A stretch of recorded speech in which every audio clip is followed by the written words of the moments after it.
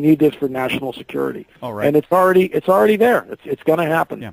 Hey, Lynn, we got to go to break. And by the way, I appreciate you coming on in a pinch for this interview.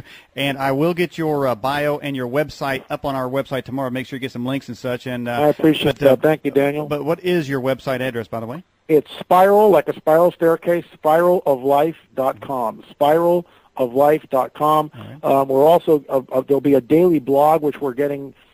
It's almost up right now. It's not quite yet, but it will be soon. Right. And I'll be blogging on that daily. There's music, there's books, there's all sorts of stuff to check out. There's a monthly newsletter. We've got Politics, Prophecy, and the Supernatural, like I said, down to $7 a copy, which is $3 under Amazon, for crying out loud. Okay. So it's we're really trying to get the word out. I'm available to speak. I just feel obviously very strong about this. Thank you, Daniel, for your show and allowing me on and the forum that you have. And if you want to get the book, it's spiraloflife.com. All right, we're going to go to break, so just stay on the line. We'll be right back with you, Lynn. Great. All right. If you got a question for Lynn Marzulli, go to the EdgeAM.com website, click on the Fast Blast, or join in there in the live chat. Don't forget, we'll be taking your calls right after the interview. And if you miss this interview, go to the EdgeAM.com website tomorrow, where the audio and the video will be posted for your enjoyment. Now, let's go back to our Newsmaker line and see if we can bring back Lynn Marzulli. Lynn, you back with us? I certainly am, Daniel. Thanks for having me on again. Hey, and just let me know about your time. I know you have another interview, so you just let me know when it's getting close to your time. And I want to kind of get back just before. Well, first of all, let's start this segment here. You said the spiraloflife.com is where people can get your that's correct. Your book, and that's a politics. Politics, Prophecy, and the Supernatural, The Coming Great Deception, and the Luciferian End Game. Yeah, End Game. Seems like there's a book title, End Game. What was it? Somebody just sent me the. Wait a minute, that was Prison Planet. I can't speak his name. I can't speak his name on my program. Hey, I'll tell you what, though. I want to talk about this because you were talking about the dedicated religious folks sort of willing to drop their religion on a hat just to get some food. There's going to be a whole lot of people that currently call themselves religious, and maybe I say as the largest group, Christians. They'll be lined up right away to get those chips, and they'll say, well, we must have a wrong version of or something that God really didn't mean, that we shouldn't go without food, and so if we have to have a chip. Would you say that there's a large segment of those folks that they're going to be first in line shoving the atheists out of the way to get their chip? Let me put it to you this way, without banging anybody. All I know is that this book, Politics, Prophecy, and the Supernatural, was censored in several churches already, and I know that because people have called me or emailed me from different parts of the country telling me very specifically that the book, that their pastor or whatever censored the book and would not allow their little church bookstore to carry it because of the content. And when writing back, one person, this is in another state, in the Midwest actually, someplace, apparently the pastor had never actually read the book but censored it anyway. And the problem is there's to me, it's very intellectually dishonest. It's a throwback to the Middle-Age thinking of we're going to tell you what to read and what not to read. There's 25 pages of footnotes in this thing.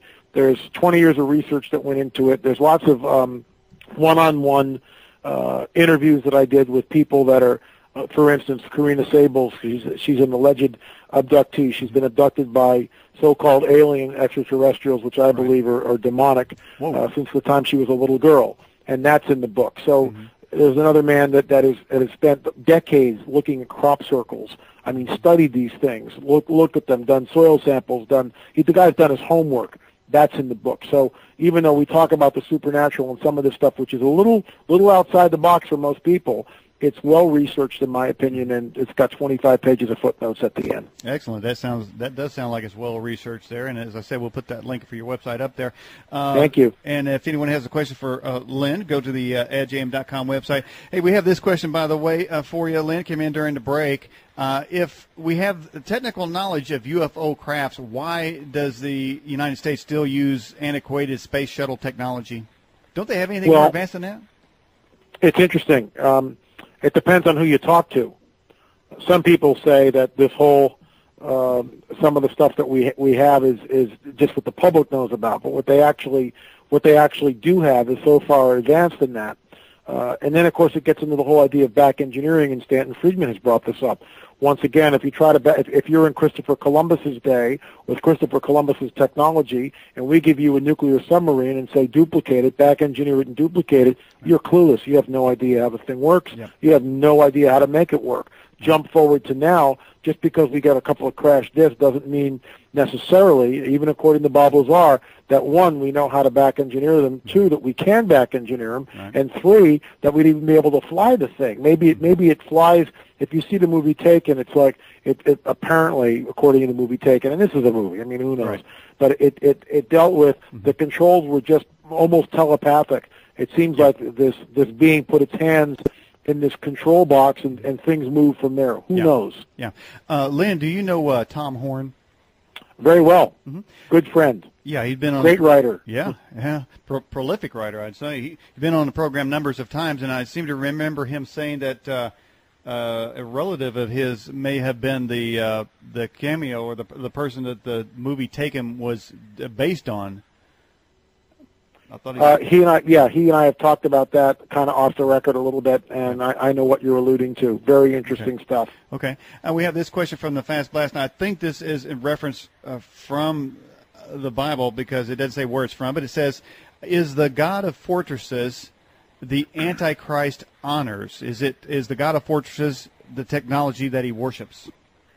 Good question. I actually talk about that in the Nephilim trilogy, which is a fictional work, but nonetheless I bring that up, the God of fortresses, and I think that's a very, very good point. And I would kind of lean towards that. The God of fortresses, the God of technology, and it's interesting. It's speculative. I'm not sure.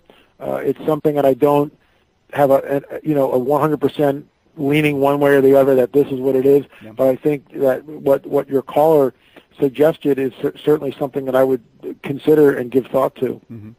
And as you say, there's an acceleration. We mentioned the sort of quickening, and even before in my monologue, I was talking about there does seem to be, I didn't say acceleration, but it does seem to be a mounting evidence that there is some change, and the change itself. It seems like there is the numbers. You can't dispute the numbers when we talk about 5,000 to 7,000 lightning strikes. I mean, that to me seems like off of somebody's chart.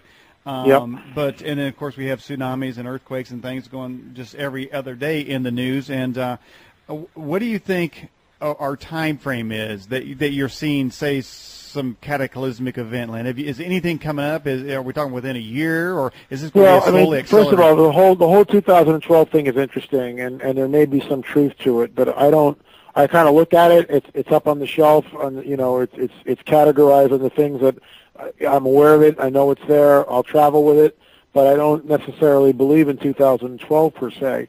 Everyone's holding on to this clock thing as some big deal, just like we did with Y2K. Yeah. I look at the ancient prophecies concerning Israel, and I believe that we're going to see some sort of a nuclear exchange there sooner than later. And the way it's ramping up, is this the prophecy or the fulfillment of Ezekiel 38 and 39? It may be. The time frame, clueless, don't know. I thought they pulled the trigger last summer. Yeah. But it's obviously heating up. It's not going away. Now that Israel, just like we talked about, they scrambled over 100 F-15s and 16s on this mock battle last week, and that's cause for alarm. Israel in the last 6 months also saber-rattled back to Damascus, saying to Damascus that if you use chemical weapons against us, we will annihilate you. This may tie into an ancient prophecy from the book of Isaiah, specifically Isaiah 17, where it talks about that Damascus is no longer a city, it lies in a ruinous heap. And we know that, for one, Damascus is one of the oldest, if not the oldest, inhabited city on the planet. So for Israel to say this to Damascus, that you use chemical weapons against us, we will annihilate you. Remember, that's in Syria, and that they're going